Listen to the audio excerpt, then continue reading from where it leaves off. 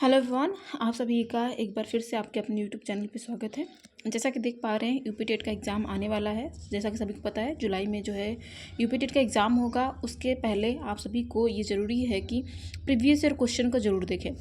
जैसा मेरा खुद का पर्सनल ओपिनियन है और मेरा खुद का पर्सनल एक्सपीरियंस है कि प्रीवियस ईयर क्वेश्चन जो है यूपी टेट में बहुत ज़्यादा मायने रखते हैं। ना केवल यूपी टेट में, हर किसी एग्ज़ाम में जो है उसका PYQ इंपॉर्टेंट होता ही है, लेकिन यूपी टेट में इसकी बात करें तो कुछ ज़्यादा ही इंपॉर्टेंस ये रखता है। जैसा कि आप देख पा रहे हैं, यहाँ पर लिखा हुआ है उत्तर प्रदेश शिक्षा पात्रता परीक्षा 2011 का ये पेपर है और ये प्राथमिक स्तर यानी 1 to 5 का है। और इसमें जो एक्सप्लेनेशन सहित जो है आपको क्वेश्चन के साथ आंसर मिलेगा। तो जैसा कि मैंने पहले बताया कि मेरा जो है ऑलरेडी मैंने यूपी टेट दे रखा है और मैंने प्राइमरी भी दे रखा है, अपर भी 6 to 8 भी दे रखा है। और जिसमें मेरे अपर में मेरा 120 आउट ऑफ 130 था, आउट ऑफ 150 था। मतलब 150 में से 120 नंबर था। और वहीं प्राइमरी में मेरा 130 नंबर था 150 से। तो मेरा खुद का एक्सपीरियंस है, पढ़ने का जो तरीका मेरा था, पहले PYQ देखना था, उसके बेसिस पे मैं क्वेश्चन का टाइप पता कर लेती थी, किस टाइप से क्वेश्चन आ रहे हैं, उसके हिसाब से मैं अपनी स्टडी को आगे बढ़ाती थी। तो आप लोगों को भी अगर पढ़ाई करनी है यूपी टेट को, तो पहले आप सभी को PYQ देखना मस्ट इंपॉर्टेंट है। अगर आप लोग PYQ नहीं देख रहे हैं तो आप बहुत बड़ी गलती कर रहे हैं। Previous year question must important है किसी भी एग्जाम्स के लिए और खासकर यूपी टेट के लिए। तो चलिए आइए स्टार्ट करते हैं। मैंने हिंदी का कंप्लीट करवा दिया है और सभी को मिलाकर मैंने एक मैराथन भी बना दिया हिंदी का। आप हिंदी का जाकर देख सकते हैं। आज हम बात कर रहे हैं कह सकते हैं पेडागोजी की बात करने, सॉरी चाइल्ड डेवलपमेंट कह सकते हैं यहाँ पर, या फिर मनोविज्ञान कह सकते हैं, जो भी आप कहें, यहाँ पर हम उसकी बात कर रहे हैं। ठीक है ना।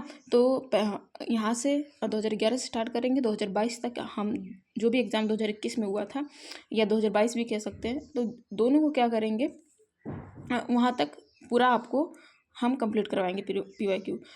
ठीक है ना। तो चलिए स्टार्ट करते हैं और आइए आते हैं, देखते हैं पहला क्वेश्चन। तो पहला क्वेश्चन आप देखिए साइकोलॉजी को करने के लिए पहली बात है कि आपको थोड़ा बस कॉमन सेंस होना चाहिए। बस कॉमन सेंस जहाँ पर है तो आप साइकोलॉजी का कोई भी क्वेश्चन आपका गलत नहीं होगा। अगर आप नहीं पढ़ते भी हैं ना तो 15 क्वेश्चन तो आप आपकी समझ के आधार पर ही कर लेंगे। अब बाकी 15 क्वेश्चन जो आपको थोड़ा बहुत नियम पता होना चाहिए। फॉर एग्जाम्पल पियाजे का नियम, और भी पियाजे का नियम क्या क्या था, कितने स्टेप थे, बहुत कुछ है नहीं। स्किनर कौन थे, फ्राइड कौन थे, ये सब आप सभी को थोड़ा बहुत इनके बारे में पता होना चाहिए। ठीक है, चलिए आइए। क्योंकि यूपी टेट जो होता है क्वेश्चन कंसेप्चुअल थोड़ा बहुत देता ही है, साथ में मतलब कह सकते हैं वन लाइनर क्वेश्चन टाइप बहुत ज़्यादा देता है। और कुछ थ्योरी पे आधारित तो और ही दे देता है।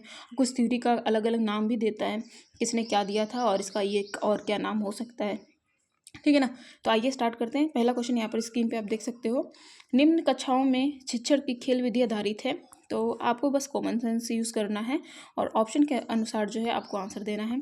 तो यहाँ पर देख सकते हैं पहला ऑप्शन अगर हम बात करें, क्वेश्चन है निम्न कक्षाओं में शिक्षण की, यानी छोटी कक्षाओं में शिक्षण की खेल विधि आधारित होगी। किस पे आधारित होगी?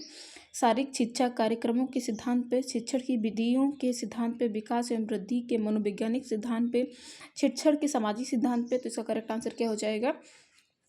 विकास एवं वृद्धि के मनोवैज्ञानिक सिद्धांत पे।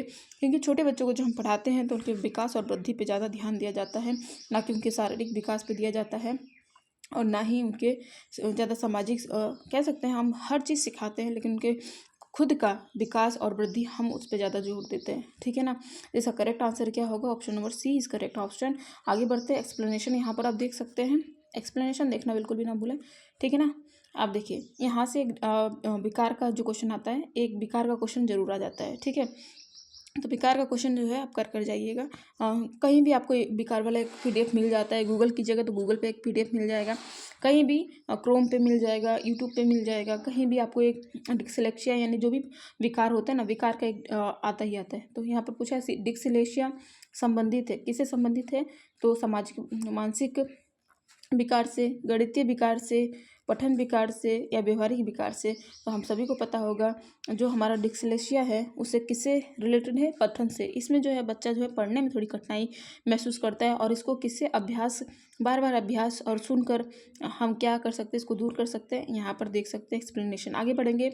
विशेष रूप से ज़रूरतमंद बच्चों की शिक्षा के प्रबंध होना चाहिए। यहाँ पर क्वेश्चन पूछ रहा है, अगर विशेष रूप से ज़रूरतमंद बच्चों की शिक्षा का प्रबंध होना चाहिए। कैसे होना चाहिए देखिए, दूसरे सामान्य बच्चों के साथ विशेष विद्यालयों में विशेष बच्चों के साथ पहला ऑप्शन, एक मिनट, दूसरा ऑप्शन है विकसित विधियों द्वारा, एक मिनट रुकिए ना थोड़ा सा, हाँ, पहला ऑप्शन देख सकते हैं दूसरे सामान्य बच्चों के साथ।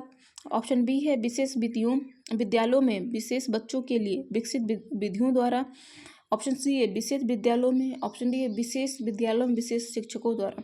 तो इसका करेक्ट आंसर जो है आप अपना कॉमन सेंस लगाइए और आंसर दीजिए दूसरे बच्चों के साथ ही होना चाहिए। सामान्य बच्चों के साथ विशेष बच्चों को रखेंगे तो भी विशेष बच्चे भी अपने आप को समान महसूस करेंगे और उनका समाज में अच्छा विकास हो सकता है। ठीक है ना, आगे बढ़ेंगे तो यहाँ पर एक्सप्लेनेशन भी देख सकते हैं। ये कॉमन सेंस वाला क्वेश्चन है, कोई इसमें आपको पढ़ने की ज़रूरत नहीं है, आप बिना पढ़े भी ये कर सकते हैं। ठीक है ना, क्वेश्चन नंबर 4 देखेंगे। क्वेश्चन 4 की बात करते हैं हम। क्वेश्चन 4 में आप देख सकते हैं कि अधिगम के प्रक्रम में अभिप्रेरण का मतलब होता है मोटिवेशन।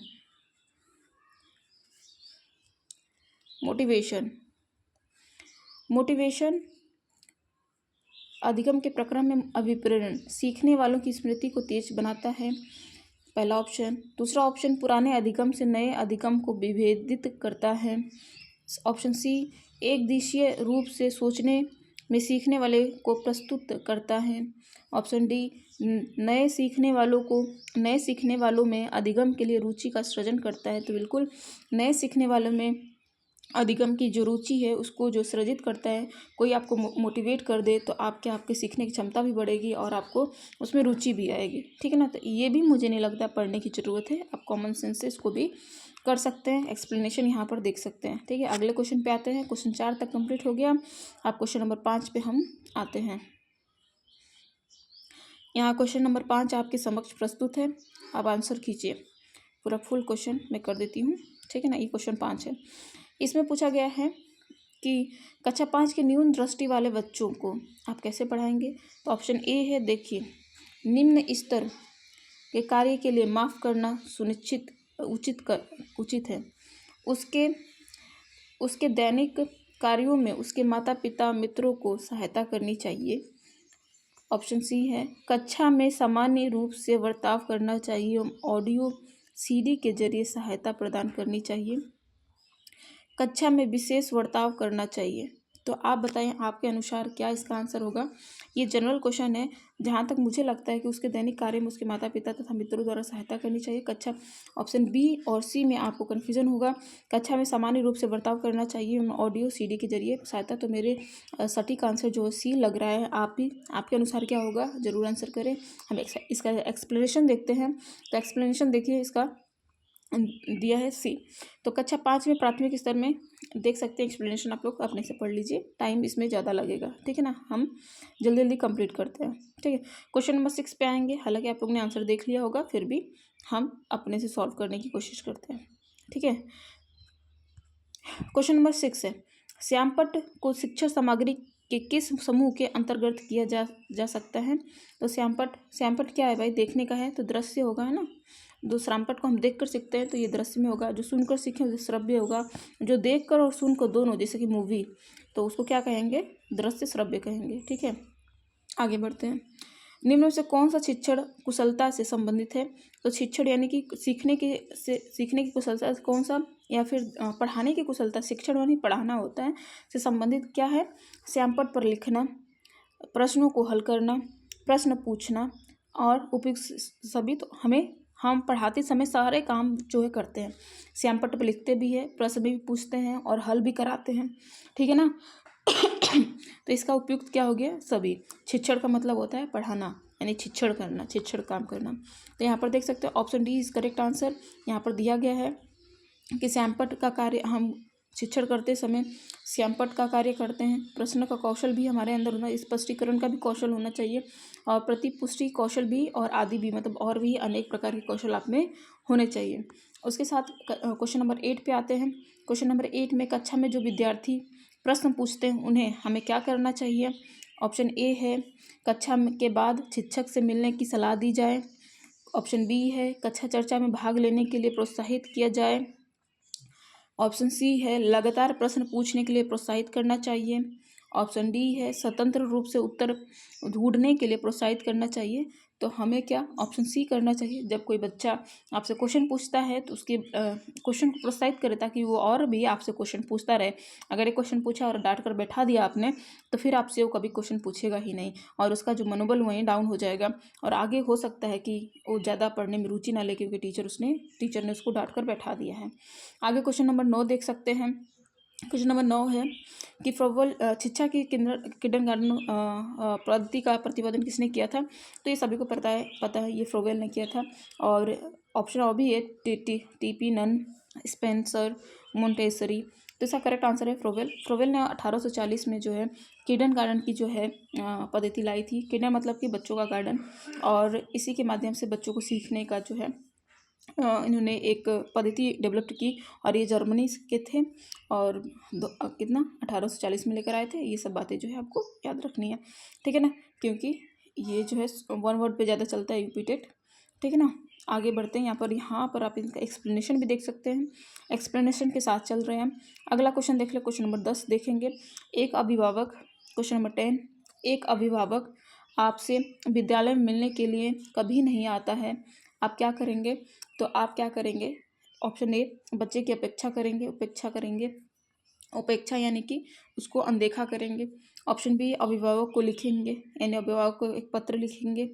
उसके बाद आप स्वयं उसके से मिलने जाएंगे। ऑप्शन सी है बच्चों को दंड देना शुरू कर देंगे। तो हम इनमें से कुछ नहीं करेंगे, केवल इनमें से केवल एक करेंगे। ऑप्शन सी आप स्वयं उनसे मिलने जाएंगे, ठीक है ना। क्यों नहीं आ रहे हैं भाई, आपकी भी जिम्मेदारी है कि आप बच्चों के माता पिता से मिलने जाएं।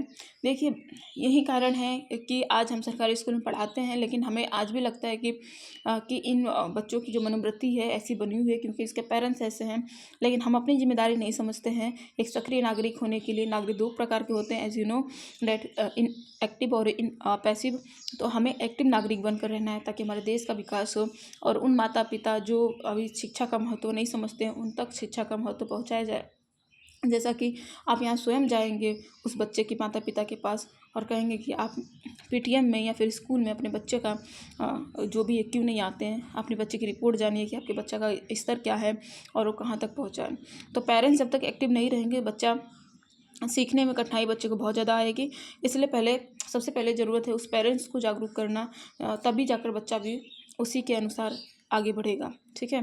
क्योंकि बच्चे टीचर के साथ मान लीजिए 7 घंटे रहते हैं या 6 घंटे रहते हैं, बाकी समय जो है बच्चे 18 घंटा कह सकते हैं अपने पेरेंट्स के साथ रहते हैं। जब तक पेरेंट्स ही सही नहीं रहेगा तो बच्चे भी सही नहीं रहेंगे।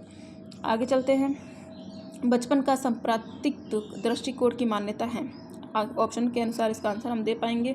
ऑप्शन ए है बहुत तरीके से बच्चे प्राप्त वयस्कों के बराबर हो जाते हैं। बच्चों को युवा प्राप्त वयस्क के रूप में सबसे अच्छा माना जाता है। ऑप्शन सी है बचपन आधारिक रूप से प्रतीक्षा अवधि है। या ऑप्शन डी है बचपन वृद्धि और परिवर्तन की अनुष्ठी अवधि है। तो इसका करेक्ट आंसर क्या हो जाएगा। ऑप्शन डी हो जाएगा। बचपन क्या है, वृद्धि और परिवर्तन की एक अनूठी अवधि है। आगे बढ़ेंगे। कॉमन सेंस वाला क्वेश्चन था, कोई ज़्यादा सोचना नहीं है, ऑप्शन के अनुसार आप अपना आंसर दे सकते हैं। यहाँ पर एक्सप्लेनेशन भी दिया हुआ है, पढ़ेंगे आगे बढ़ेंगे। क्वेश्चन नंबर 12 देखेंगे, ठीक है ना। क्वेश्चन नंबर 12 है यानी 12 क्वेश्चन नंबर है। थोड़ा टाइम ज़्यादा लगेगा क्योंकि पहला पेपर है ना, तो पहले में थोड़ा भी ज्ञान भी देना पड़ता है और बाकी आगे हम सिर्फ क्वेश्चन करेंगे, ठीक है ना। एक प्रमाणीकृत पठन परीक्षण लेने के लिए 5वीं कक्षा को प्रस्तुत करने में शिक्षक को अधिक परामर्श दिया जाता है कि। क्वेश्चन देख सकते हैं। एक प्रमाणीकृत पठन परीक्षण लेने के लिए 5वीं कक्षा को प्रस्तुत करने में शिक्षक को अधिक परामर्श दिया जाता है कि बच्चों को बोलने की प्रशिक्षण बहुत महत्वपूर्ण है और वह उसमें अच्छा प्रदर्शन करेगा। पूर्ववर्ती परीक्षा से प्रधान प्रश्नों को चिन्हित करना एवं छात्रों से उन्हें प्रश्न उत्तर देने के लिए अनुमति देना। आगे देख सकते हैं। ऑप्शन सी देखेंगे। ऑप्शन सी ये निम्न कोटि के पाठकों को प्रशिक्षण देना ताकि कक्षा के शेष बच्चे किसी भी तरीके से अच्छा करें। ऑप्शन डी है प्रशिक्षण में आने वाले समान प्रकार के प्रश्नों के उत्तर देने के लिए छात्रों को अभ्यास कराना। तो सभी जानते हैं, सभी ऑप्शन देखने के बाद हमें थोड़ा बहुत करेक्ट जो है डी लग रहा है। और डी में क्या है, हमें अगर एक ही प्रकार के बार बार प्रश्न आ रहे हैं किसी परीक्षा में, तो हम ऐसे प्रश्नों की जो है बच्चों को अभ्यास करा देंगे तो बच्चे परीक्षा में अच्छा कर पाएंगे। ये जो है इसका करेक्ट आंसर है। एक्सप्लेनेशन भी देख सकते हैं हम, यहाँ एक्सप्लेनेशन लिखा हुआ है, आप देख सकते हैं। सॉरी इसका हमने पहले ही आंसर दे लिया, फिर भी हम इसका देख लिया है, फिर भी हम इसको क्या करते हैं, अपने से सॉल्व करने की कोशिश करते हैं। असंगठित घरों से आने वाला बच्चा सबसे अधिक कठिनाई का अनुभव करेगा। देखिए, अभी मैंने डिस्कस किया है कि ऐसा घर जहाँ पर माता पिता का खुद का कोई अनुशासन नहीं है और बच्चे में भी खुद कोई अनुशासन नहीं है, तो ऐसे बच्चे क्या होते हैं, स्वतंत्र रूप से रहना थोड़ा सा उनके लिए मुश्किल हो जाता है। तो हम कह सकते हैं उनको स्वतंत्र अध्ययन में जो है थोड़ी कठिनाई महसूस होगी। तो इसका करेक्ट आंसर जो है स्वतंत्र अध्ययन ही हो सकता है। सुनिर्मित पाठों में तो सुनिर्मित पाठों पढ़ने में उनको कोई दिक्कत नहीं होगी। नियोजित निर्देश में अगर कोई नियोजित निर्देश उसको दे रहा है तो हालांकि उसको लेने में कहीं ना कहीं कठिनाई होगी, लेकिन एक टाइम में वो ले लेगा। लेकिन उसमें स्वयं में क्या डेवलप होगा, वो स्वतंत्र रूप से रहने में थोड़ा असक्षम रहेगा। अभ्यास पुस्तिका में तो अभ्यास पुस्तिका क्या है, दे दीजिएगा तो खुद ही कर लेगा, ज़्यादा उसमें कुछ नहीं है। तो हम करेक्ट आंसर जो है ऑप्शन के अकॉर्डिंग बेस्ट आंसर यही होगा, स्वतंत्र अध्ययन में। ठीक है ना। यहाँ पर ऑप्शन एक्सप्लेनेशन भी देख सकते हैं। आगे क्वेश्चन देखते हैं। आप देखते हैं कि एक छात्र बुद्धिमान है, आप उसके साथ संतुष्ट रहेंगे, उसे अतिरिक्त गृह कार्य नहीं देंगे। और दो ऑप्शन है ऊपर, उसको देखते हैं। क्वेश्चन यहाँ ध्यान रखिएगा, आगे बढ़ते हैं। आप देखते हैं कि एक बच्चा बुद्धिमान है, आपको क्या करना है। देखिए, यहाँ पर दोनों ऑप्शन गलत है। आप उनसे संतुष्ट नहीं रहेंगे और उसको अतिरिक्त गृह कार्य भी नहीं देंगे। ठीक है ना। क्या करना है, में भी अगले ऑप्शन में मिल जाए। ठीक है, तो अगला ऑप्शन आ गया है। देखिए, अगला ऑप्शन है कि वह जैसे अधिक प्रगति कर सके उस तरह से उसे अनुप्रेरित करेंगे, उसके अभिभावक को सूचित करेंगे कि वह बुद्धिमान है। तो आपको क्या लगता है, आप पढ़कर आपको क्या आंसर आया? मुझे तो यही आ रहा है कि वह जैसे अधिक प्रगति कर सके उस तरह से उसे अनुप्रेरित करेंगे। तो आपका कॉमन सेंस आपको बताएगा कि आपका जो उत्तर देना है, ऐसे उत्तर पॉजिटिव उत्तर हमेशा ढूंढना है और हमेशा पॉजिटिव आंसर, नेगेटिव आंसर को क्या करेंगे, निगलेक्ट करेंगे। यही तो है साइकोलॉजी हमेशा पॉजिटिविटी को क्या करती है, प्रमोट करती है, और नेगेटिविटी को क्या करती है, डिमोट करती है। तो आपको कौन सा हमेशा जो ऑप्शन में पॉजिटिव ज़्यादा पॉजिटिव दिखे उसी को क्या करे, टिक लगाए। और साइकोलॉजी के आपके 50% क्वेश्चन आपके कॉमन सेंस पे ही डिपेंड करता है। तो आगे चलेंगे, क्वेश्चन नंबर 15। इसके भी ऑप्शन डी तक चले जाते हैं, नहीं तो फिर आंसर दिख जाएगा तो आप लोग कहेंगे कि आंसर पहले ही दिख जाता है। ठीक है, क्वेश्चन नंबर 15। यदि कुछ विद्यार्थी कक्षा में अध्ययन की चित्तवृत्ति में नहीं है तो आप क्या करेंगे। यानी कुछ विद्यार्थी कक्षा में अच्छे से नहीं पढ़ पा मतलब ध्यान नहीं लगा पा रहे हैं, तो आपको क्या करना है, उन्हें अध्ययन के लिए बाध्य करेंगे, यानी उन्हें डांटेंगे और कहेंगे चलो पढ़ो। ऑप्शन बी ने उन विद्यार्थियों को कक्षा छोड़ने के लिए कहेंगे और कहेंगे चलो मेरे क्लास से निकलो, तुम कक्षा डिस्टर्ब कर रहे हो। अगला ऑप्शन है उन्हें चेतावनी देंगे कि वे आवश्यक अध्ययन करें, नहीं तो आप प्रधानाध्यापक को सूचित करेंगे, उन्हें डरवाएंगे, मारेंगे और कहेंगे कि अगर तुमने नहीं पढ़ा तो मैं प्रधानाध्यापक को सूचित करूँ, तुम्हें सस्पेंड करवा दूंगी, ऐसा बोलेंगे। या फिर ऑप्शन डी चूज़ करेंगे कि उन्हें उनकी रुचि अथवा आप उनके विषय के अनुसार रुचिपूर्ण चीज़ें बताएंगे। तो आपको पॉजिटिव क्या दिख रहा है, ऑप्शन डी दिख रहा है। तो इसका करेक्ट आंसर क्या होगा, ऑप्शन डी करेक्ट होगा। आगे बढ़ेंगे, एक्सप्लेनेशन देखते हुए आगे बढ़ते हैं और क्वेश्चन नंबर 16 पे आते हैं। क्वेश्चन नंबर 16 पे आते हैं। जल्दी ऊपर करने के चक्कर में आपको उत्तर भी दिख जाता है, फिर भी हम बात करेंगे। वह स्तर जिसमें बच्चा किसी वस्तु या घटना के बारे में तार्किक रूप से सोचना शुरू कर देता है कहा जाता है, उस स्तर को क्या कहेंगे। तो आप लोग जानते हैं पियाजे ने कितने स्तर दिए थे, पियाजे ने 4 स्तर दिए थे। पहला क्या था, संवेदी था, दूसरा क्या था, पूर्व था, फिर मूर्त था, फिर औपचारिक था। तो चारों ऑप्शन यहाँ पर आपको दिख रहे हैं। संवेदी का ईयर क्या था 0 से 2 वर्ष, और पूर्व का क्या था 2 से 7 वर्ष, और मूर्त का क्या था 7 से 11 वर्ष, और औपचारिक का 11 से 15 वर्ष जो है इन्होंने पियाजे ने दिया था।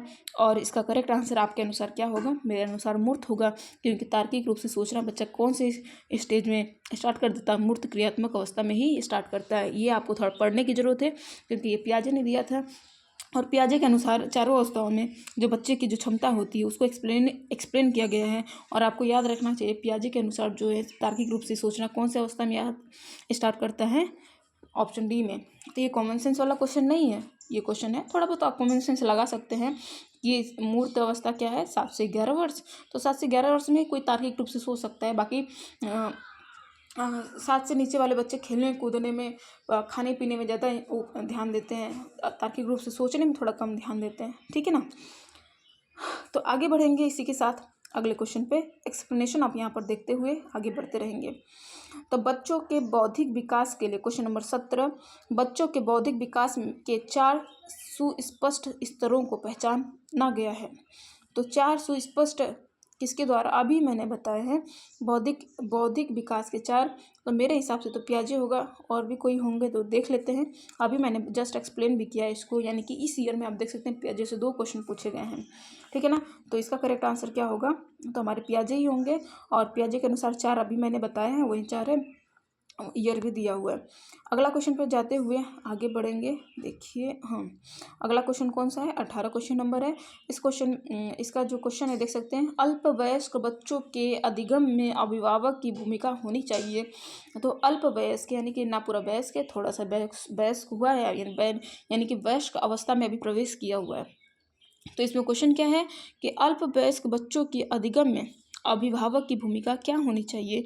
तो हमें लगता है कि अभिभावक को अपने बच्चे पे बहुत ज़्यादा ध्यान देना चाहिए, क्योंकि इस अवस्था में आते आते बच्चे जो है डेविएट होने की अवस्था में रहते हैं। हो सकता है गलत राह में जाने की 100% कह सकते हैं, 90% जो संभावना होती है कि बच्चा गलत राह चूज़ कर ले, और इसी में 10% संभावना रहती है कि बच्चा सही, अगर पेरेंट जो होते हैं उस पर ध्यान दे तो बच्चा क्या 100% अपना सही वे में जो है दे सकता है। अगर बच्चे पर पेरेंट्स ध्यान नहीं दे रहे हैं तो बच्चा क्या होगा, एक गलत राह चुनने की पूरी उसको संभावना रहती है, क्योंकि गलत राह जो बच्चों को अट्रैक्ट ज़्यादा करता है। ठीक है, क्योंकि उसके पीछे की सच्चाई नहीं जानते हैं, बस ऊपर ऊपर का दिखावा देख रहे होते हैं। तो इसका करेक्ट आंसर क्या होगा? ऑप्शन बी जो है करेक्ट होगा, क्योंकि अगर सक्रिय होना चाहिए पेरेंट्स को। अगर पेरेंट्स सक्रिय नहीं है तो हो सकता है बच्चा उनका गलत वे में चला जाए। आगे चलेंगे, यहाँ पर एक्सप्लेनेशन देख सकते हैं आप सभी लोग।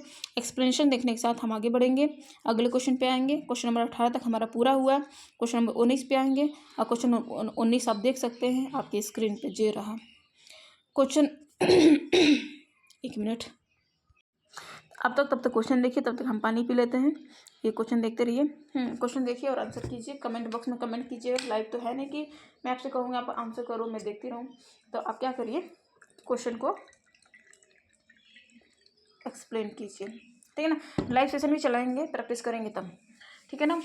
अभी हम इसका लाइव सेशन भी चलाने वाले हैं, प्रैक्टिस करेंगे तब। अभी मैं पानी पी लेती हूँ।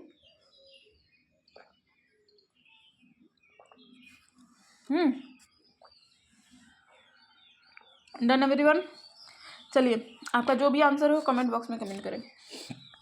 चलिए आते हैं, और यहाँ पर देखिए, बच्चों के संज्ञानात्मक विकास को, क्वेश्चन नंबर 19, बच्चों के संज्ञानात्मक विकास को सबसे अच्छे तरीके से कहाँ परिभाषित किया जा सकता है। तो बच्चों के संज्ञानात्मक विकास को सबसे अच्छा कहाँ परिभाषित किया जा सकता है आपके अनुसार? आप थोड़ा सा कॉमन सेंस का यूज़ करना बिल्कुल ना भूलें। आपके कॉमन सेंस आपका 20 नंबर ऐसे दिला देंगे। हम कह रहे हैं साइकोलॉजी में अगर कोई नियम नहीं पूछता है, कोई वाद नहीं पूछता है, तो आप 20 नंबर, अगर मान लो 10 नंबर कोई वाद पूछ भी दिया तो आप 20 नंबर 30 में से आराम से ले आएंगे, क्योंकि साइकोलॉजी में मेरा 30 में से 29 नंबर था, 1 नंबर कहीं गड़बड़ा गया। ठीक है ना। तो मैं कहती हूँ मेरी साइकोलॉजी बेस्ट थी, क्योंकि मेरे अंडरस्टैंडिंग या कॉमन सेंस मेरा बहुत अच्छा था। ठीक है ना। तो आगे बढ़ते हैं, बच्चों के संज्ञानात्मक विकास को सबसे अच्छे तरीके से कहाँ परिभाषित किया जा सकता है? पहला है खेल के मैदान में, ऑप्शन बी है विद्यालय एवं कक्षा में, ऑप्शन सी है ऑडिटोरियम में या घर में। तो आपका ऑप्शन क्या आंसर क्या होगा? हमारे अनुसार तो इसका आंसर होगा ऑप्शन बी, विद्यालय और कक्षा में। जितना विद्यालय में बच्चा और कक्षा में खुलकर अपने साथियों के साथ रहता है, वैसा अपने घर पे या माता पिता के साथ उतना खुलकर नहीं रह सकता है। क्या कोई ऐसा स्टूडेंट है, आप खुद भी एक टाइम बच्चे रहे होंगे, तो क्या आप साथियों के साथ ज़्यादा खुलकर रहते थे as compare to your parent? तो मुझे लगता है कि आप अपने साथियों के साथ और विद्यालय में ज़्यादा ओपन रहते थे, तो आपका विकास, संज्ञानात्मक विकास तो विद्यालय में होना बहुत ही अच्छा है, क्योंकि कॉम्पिटिटिव आपके साथ आपके कॉम्पिटिटिव रहते हैं, वहाँ पर आप सोचने की क्षमता और भी बहुत सारी चीज़ें जो डेवलप्ड होती हैं। तो इसका करेक्ट आंसर क्या होगा? Option B is correct answer. आगे बढ़ते हैं, यहाँ पर एक्सप्लेनेशन देखेंगे, एक्सप्लेनेशन के साथ अब आगे बढ़ते हैं क्वेश्चन नंबर 20 पे। क्वेश्चन नंबर 20 देखेंगे, 20 में है, 20 क्वेश्चन नंबर में है, डैश दिया है, फिलप्स के रूप में दे दिया है। कह रहा है कि को अनुप्रेरित शिक्षण के एक संकेत के रूप में विवेचित किया जा सकता है। किसको भाई, किसको हम कहेंगे? यहाँ पर किसको रखो, किसको अनुप्रेरित शिक्षण के एक संकेत के रूप में विवेचित किया जा सकता है? तो ऑप्शन पढ़ते हैं, फिर इसका आंसर हम लोग देंगे, क्योंकि सारा आधा तो क्वेश्चन ऑप्शन पे ही सॉल्व हो जाता है। एलिमिनेशन प्रोसेस, आप हमेशा एलिमिनेशन प्रोसेस स्टार्ट जो लगाइए, जहाँ पर आपने एलिमिनेशन मेथड यूज़ किया वहाँ पर आपका क्वेश्चन सॉल्व होना मोस्टली स्टार्ट हो जाता है। यहाँ पर देखिए, कक्षा में अधिकतम उपस्थिति कौन सा आपको अनुप्रेरित करता? अनुप्रेरित मतलब एक प्रकार का मोटिवेशन ही समझो।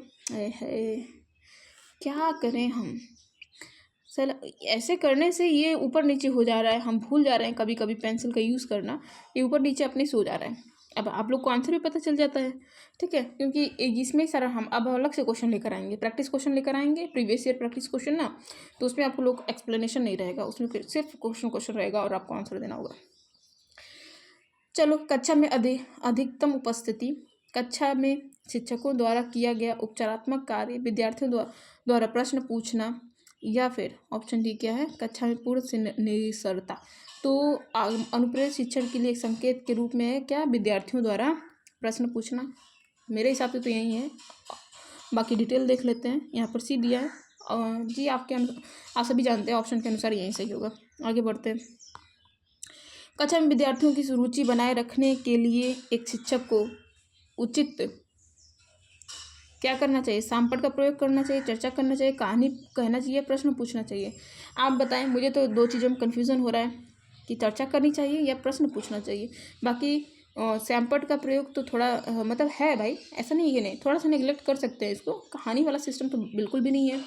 तो कक्षा में विद्यार्थियों की रुचि बनाए रखने के लिए एक शिक्षक को, मुझे लग रहा है, प्रश्न पूछना चाहिए, क्योंकि प्रश्न पूछने से विद्यार्थियों को, हमें तो विद्यार्थी एक्टिव होते हैं कि मेरे से ना पूछ दे, मेरे से ना पूछ दे, हालांकि उनको आएगा कि मेरे को आया है कि नहीं आया, तो उस क्या करेंगे, बार बार क्वेश्चन पूछेंगे कि मुझे नहीं आया है तो मुझे एक बार और बता दीजिए। तो ऐसे में रुचि बनी रहेगी। हालांकि मेरे अनुसार तो यही लग रहा है, आपके अनुसार क्या है जरूर आंसर करें। एक्सप्लेनेशन हम एक बार देख लेते हैं, तो देख सकते हैं option D is correct answer. आगे बढ़ेंगे क्वेश्चन नंबर 22 पे, विद्यार्थियों को विद्यालय में खेलना क्यों उचित है? विद्यार्थियों को विद्यालय में खेलना क्यों उचित है? ऑप्शन ए है, यह उन्हें शारीरिक रूप से सशक्त बनाएगा, यह शिक्षकों के लिए काम आसान करेगा, यह समय बिताने में सहायक होगा, यह सहयोग या संतुलन का विकास करेगा। तो ये हमें क्या, ऑप्शन ए और ऑप्शन डी में कन्फ्यूज़न हो रहा होगा आप सभी को, तो ऑप्शन ए और डी का करेक्ट आंसर क्या होगा? जनरली खेल जो होता है शारीरिक रूप से सशक्त तो बनाता है, और ये सहयोग और संतुलन का भी एक कर सकता है। तो हम कौन सा टिक लगेंगे? मेरे हिसाब से तो ऑप्शन डी लग रहा है, लेकिन ऑप्शन ए भी हो सकता है, क्योंकि हम प्रोबेबिलिटी पे चलेंगे इस क्वेश्चन पे, और हम केवल आंसर देखना पसंद करेंगे। देखते हैं इसका करेक्ट आंसर क्या होगा। तो ऑप्शन डी है, क्योंकि यहाँ पर जो है सहयोग और संतुलन ज़्यादा है, क्योंकि खेलते हैं तो हम अपने साथियों के साथ एक सहयोगात्मक जो है जुड़ाव महसूस करते हैं, और खेलते समय अपना संतुलन बनाए रखना भी जरूरी होता है। तो इसका करेक्ट आंसर डी होगा। हालांकि शारीरिक विकास भी खेल में होता है, ठीक है ना। आगे बढ़ेंगे, परिवार एक साधन है, किसका साधन है जी, बताइए किसका साधन है? तो ऑप्शन ए जो होगा इसका करेक्ट आंसर होगा। एक मिनट रुक जाइएगा, एक मिनट। ऑप्शन ए जो है इसका करेक्ट साधन होगा, अनौपचारिक शिक्षा का जो करेक्ट है, क्योंकि हम परिवार में कोई औपचारिकता नहीं सिखाते हैं कि पहले ये करो तो पहले वो करो। हम जो जैसा लगता है हमारे परिवार में जो जैसे रहते हैं वैसे हम काम करते रहते हैं।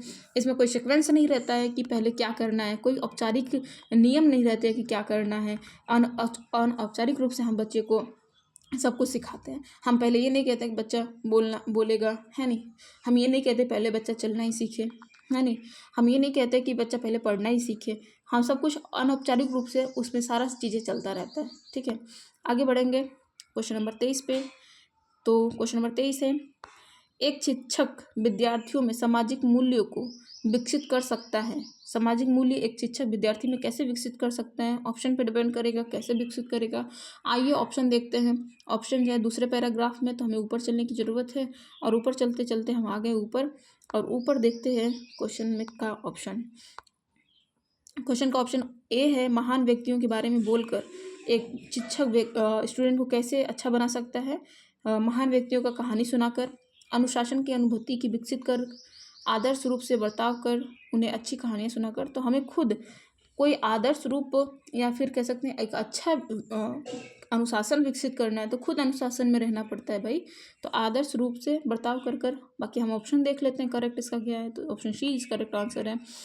एक शिक्षक, क्वेश्चन नंबर 25 पे आते हैं। क्वेश्चन नंबर 25, एक शिक्षक के लिए सबसे महत्वपूर्ण क्या है। एक शिक्षक के लिए सबसे महत्वपूर्ण है कक्षा में अनुशासन बनाए रखना। ऑप्शन बी है कक्षा में समानुवर्ती होना। ऑप्शन सी है विद्यार्थियों की कठिनाइयों को दूर करना। ऑप्शन डी है एक सुवक्ता होना। तो इसका क्या आंसर होगा, आंसर कमेंट बॉक्स में कमेंट करें। एक शिक्षक के लिए सबसे महत्वपूर्ण क्या होगा जी। ऑप्शन देख लीजिए, हालांकि मैंने ऑप्शन ध्यान से नहीं पढ़ा, एक बार और पढ़ना मेरे लिए ज़रूरी होगा, तो आप लोग भी एक बार और पढ़ लें। हाल आंसर आ गया तो कमेंट बॉक्स में कमेंट करें और दूसरे क्वेश्चन के लिए तैयार रहें। और मैं कहूँगी वीडियो को 2x पे देखें ताकि आप ज़्यादा से ज़्यादा गेन कर सकें, ठीक है ना। स्लो, अगर 2x पे कोई नहीं देख पाता है तो 1x पे, 1.5x पे, 1.8x पे ऐसे करके अपना स्पीड बढ़ा कर जाएँ ताकि आप लोग का टाइम वेस्ट ना हो और ज़्यादा से ज़्यादा आप लोग पढ़ सकें, ठीक है ना। एक शिक्षक के लिए सबसे महत्वपूर्ण क्या होगा, आप बताइए। एक टीचर के लिए सबसे महत्वपूर्ण क्या है। कक्षा में अनुशासन बना रखना, कक्षा में समानुवर्ती होना, विद्यार्थियों की कठिनाइयों को दूर करना, या सुवक्ता होना। मेरे अनुसार तो एज ए टीचर, मैं खुद एक टीचर हूँ और गवर्नमेंट टीचर हूँ, और मेरे अनुसार यही होगा कि विद्यार्थियों को मैं क्या करूँ, उनकी समस्याओं को दूर करूँ। मेरे खुद के पर्सनल अनुभव हैं कि मैं विद्यार्थियों की कठिनाइयों को दूर करती हूँ तो मुझे एक संतुष्टि भी मिलती है और मुझे अच्छा भी लगता है कि हाँ, इनकी कठिनाइयों को मैंने दूर किया। आप एक अति सक्रिय बालक को कैसे सही दिशा में लाएंगे। तो आप एक अति सक्रिय बालक है, उसको सही दिशा में कैसे लाएंगे। भाई कुछ बच्चे होते हैं इतने सक्रिय होते हैं, हालांकि पढ़ने में भी सक्रिय होते हैं और क्लास में ज़्यादा पढ़ लेते हैं, तो और बच्चे को पढ़ने ही नहीं देते हैं। तो हमें क्या करना है, देखो, उसे पहली पंक्ति में बिठाएंगे तथा उसे कड़ी नज़र रखेंगे। ऑप्शन बी है उसे कक्षा में कोने में बैठाएंगे की जगह निर्धारित करेंगे, बैठने की जगह निर्धारित करेंगे। उसके बाद ऑप्शन सी, उसे श्यामपट्ट आदि साफ करने का काम देंगे। उपयुक्त में से कोई नहीं, तो मुझे भी नहीं लगता कि उपयुक्त में से कोई काम करना चाहिए। अति सक्रिय बच्चा है तो हमें उसे हैंडल करने के अदर भी बहुत सारे मेथड होते हैं, यानी पद्धति होती है।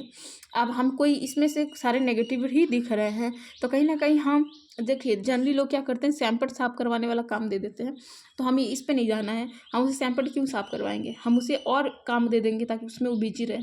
पढ़ाई का ही काम देंगे, अगर पढ़ाई में तेज है तो पढ़ाई का काम उसको दे देंगे ताकि उसमें वो बिजी रहे, करता रहे उसको। अन्य बच्चों को भी हम लेकर साथ में चलेंगे।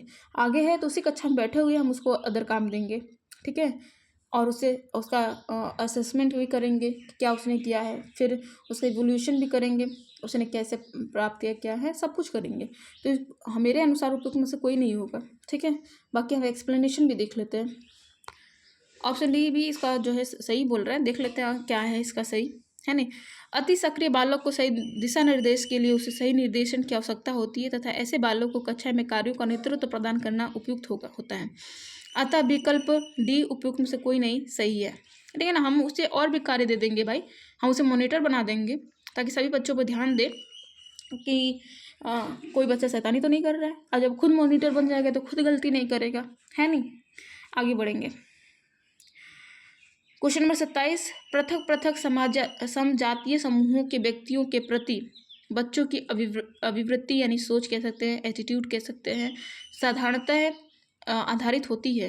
यानी कि अलग अलग समजातीय समूह के व्यक्ति हैं यानी पर्सन्स हैं, तो उनके प्रति जो बच्चों का एटीट्यूड होगा कैसा होता है, साधारणतः किस पे आधारित होता है, उनके अभिभावकों की चित्तवृत्ति पर, उनके समकक्षों की अभिवृत्ति पर, दूरदर्शन के प्रभाव पर, उनके सहोदरों के अभिवृत्ति पे। हालांकि ये क्वेश्चन थोड़ा सा मेरे लिए डिफिकल्ट है, आप लोग बताएं क्या आंसर होगा इसका करेक्ट।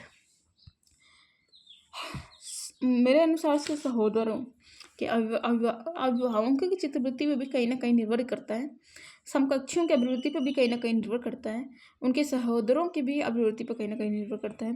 तो इसका करेक्ट आंसर आप लोग कमेंट बॉक्स में कमेंट करें, और मेरे अनुसार तो मैं इसका आंसर देना चाहूँगी ऑप्शन डी जो है। आई थिंक सहोदर की अभिवृत्ति तो बढ़ती है कहीं ना कहीं, तो ऑप्शन डी में देना चाहूँगी। हालांकि इसका ऑप्शन ए जो है ज़्यादा करेक्ट है, यहाँ पर देख सकते हैं हमने आंसर भी देख लिया है, तो ऑप्शन ए जो इसका करेक्ट आंसर है। तो कह सकते हैं एक दो क्वेश्चन ऐसा आता है जो हमें कंफ्यूज कर देता है, तो और क्योंकि अभिभावक के साथ हम अनुमान लगा सकते हैं, क्योंकि अभिभावक के साथ ज़्यादा बच्चे रहते हैं, तो जैसा अभिभावक सोचेंगे, जैसे बातें करेंगे, उन बच्चों की अभिवृत्ति भी उनके प्रति वैसी बनेगी। तो ऑप्शन डी जो है करेक्ट होगा। हालांकि सहोदर की अभिवृत्ति भी बनती है, समकक्षों की भी अभिवृत्ति भी बनती है, कि हमारे समकक्ष हमारे साथी जैसे सोचेंगे हम भी वैसा सोचने लगते हैं। तो कहीं ना कहीं अभिभावक के साथ तो ज़्यादा रह रहे हैं, तो हम कह सकते हैं कि अभिभावक की अवचित वृत्ति पे ज़्यादा निर्भर करेगा। तो ऑप्शन ए जो है करेक्ट आंसर। हालांकि एक्सप्लेनेशन एक बार पढ़ लेते हैं क्या है। बच्चे जिस परिवेश में आते हैं उन पर उनके परिवेश का सीधा असर पड़ता है। जी बिल्कुल हो, इसीलिए जो है ऑप्शन ए करेक्ट है। तथा उनके अभिभावकों के गुणों का स्थानांतरण उनमें होता है तथा उसी के अनुसार उसमें आदतों एवं अभिवृत्तियों का विकास होता है। इसमें परिवार एवं अभिभावक की भूमिका सबसे महत्वपूर्ण होती है। ठीक है, तो आगे बढ़ेंगे, अगला क्वेश्चन देखते हैं। आपको अपनी कक्षा में 2 मंद बुद्धि बच्चों को बैठाने के लिए बोला गया है, आप क्या करेंगे? ऑप्शन ए है उन्हें अपने विद्यार्थियों के रूप में ग्रहण करने से इनकार करेंगे, तो हम नेगेटिव आंसर नहीं चूज करेंगे, पहला आंसर वैसे ही कट गया। दूसरा है प्रधानाध्यापक को उन्हें किसी और कक्षा में जो कि मंद बुद्धि बालकों के लिए विशेष रूप से चिन्हित है में बैठने के लिए बोलेंगे, तो हम इसे भी नहीं कहेंगे क्योंकि नेगेटिव आंसर है। ऑप्शन सी है ऐसे विद्यार्थियों को सीखने की तकनीक सीखेंगे, तो ये थोड़ा पॉजिटिव लग रहा है। ऑप्शन डी उपयोग में से कोई नहीं, तो ऑप्शन सी जो है करेक्ट आंसर होगा। आगे बढ़ते हैं अगले क्वेश्चन पे। अगला क्वेश्चन है 29, लास्ट सेकेंड क्वेश्चन है, और इस क्वेश्चन में देख सकते हैं एक शिक्षक को साधन संपन्न होना चाहिए। इसका अर्थ है कि उसके पास पर्याप्त धन संपदा होनी चाहिए। ये हमें भाई शिक्षक के धन से नहीं मतलब है, हमें कुछ और ही चाहिए, तो उसका धन से तो मतलब नहीं है, तो ऑप्शन ए कट गया। उसके अधिकारियों के उच्च स्तर, हमें उसका कहाँ संपर्क है उससे भी हमारा मतलब नहीं होता है। उसको अपने विद्यार्थियों की समस्याओं को हल करने का पर्याप्त ज्ञान होना चाहिए। हाँ भाई, इससे हमें मतलब है स्टूडेंट, हम मतलब कि मैं स्टूडेंट के रूप में बोल रही हूँ, तो शिक्षक के कहाँ संपर्क है उससे हमें नहीं मतलब है। उसके कितने पास पैसा है, उसके पास कितनी धन संपत्ति है, उससे हमें नहीं मतलब है। हमें मतलब है कि उसके पास कितना ज्ञान है और हमें वो कितना दे सकता है। तो ऑप्शन सी कहीं ना कहीं करेक्ट लग रहा है। ऑप्शन डी भी पढ़ लेते हैं। विद्यार्थियों के बीच उनकी प्रसिद्धि होनी चाहिए, तो प्रसिद्धि से क्या मतलब है, जब हमारी कठिनाई है दूर नहीं कर सकता है, तो इसका करेक्ट आंसर क्या हो जाएगा? ऑप्शन सी जो है करेक्ट हो जाएगा। आगे बढ़ेंगे, देख सकते हैं एक्सप्लेनेशन भी देख लेते हैं, ठीक है ना। बच्चों में क्वेश्चन नंबर 30 देखें। बच्चों में संवेगात्मक समायोजन प्रभावी होता है। कैसे होता है? व्यक्तित्व निर्माण में, कक्षा शिक्षण में, अनुशासन में, उपयुक्त में सभी, तो मेरे हिसाब से उपयुक्त सभी ही होगा। देख लेते हैं, ठीक है ना, करेक्ट आंसर। यहाँ पर जो क्वेश्चन खत्म होते हैं 30 के 30 क्वेश्चन आपके खत्म हुए हैं, बाकी हिंदी का मैंने करवा ही दिया है, ठीक है ना। तो आज के साइकोलॉजी का 2011 का जो क्वेश्चन कंप्लीट होता है। I hope you enjoy it, और आपके लिए बहुत हेल्पफुल रहा होगा। मैं ये भी उम्मीद करती हूँ कि मेरे साथ पढ़कर आप लोग को मज़ा आया होगा, और साथ में आप लोग ने अपना असेसमेंट कह सकते हैं एक प्रकार से देखा होगा कि आप कितने क्वेश्चन सॉल्व कर सकते हैं, और आप में जनरल कॉमन सेंस कितना है ये भी आपको पता चला होगा, और आप साइकोलॉजी में कैसे क्वेश्चन सॉल्व कर सकते हैं ये भी। हालांकि साइकोलॉजी जो है कॉमन सेंस पे तो डिपेंड करती है, लेकिन यूपी टेट है, यूपी टेट में जो है कुछ थ्योरी पूछ देते हैं, कब आया, किसने दिया, साइंटिस्ट का नाम पूछ देता है, या फिर साइकोलॉजिस्ट का नाम पूछ देता है। तो ये सब पे बातों पे थोड़ा ज़्यादा ध्यान देना पड़ता है। ये 2011 का पेपर है, तो कह सकते हैं थोड़ा इसमें पेडागोजी टाइप क्वेश्चन पूछा गया है, तो ये थोड़ा इजी भी था, कॉमन सेंस पे डिपेंड था। और मोस्टली क्वेश्चन अगर सीटेट की बात करें तो सारा जो है थ्योरी पढ़ना पड़ता है, और सारे कॉमन सेंस पे आधारित होते हैं। तो सीटेट की बात ही अलग होती है, हाई लेवल का क्वेश्चन रहता है, और यहाँ पर थोड़ा सा लो जाएंगे हम ईपीटेट में, क्योंकि ईपीटेट का जो कह सकते हैं लेवल होता है सीटेट कंपेरिजन बहुत लो होता है। ठीक है, तो आज के लिए इतना ही, बस धन्यवाद, बाय बाय। और एक और बात, PYQ नहीं छोड़ना है। PYQ यानी previous year question must be important for every exams. Okay, bye bye, tata, see you tomorrow.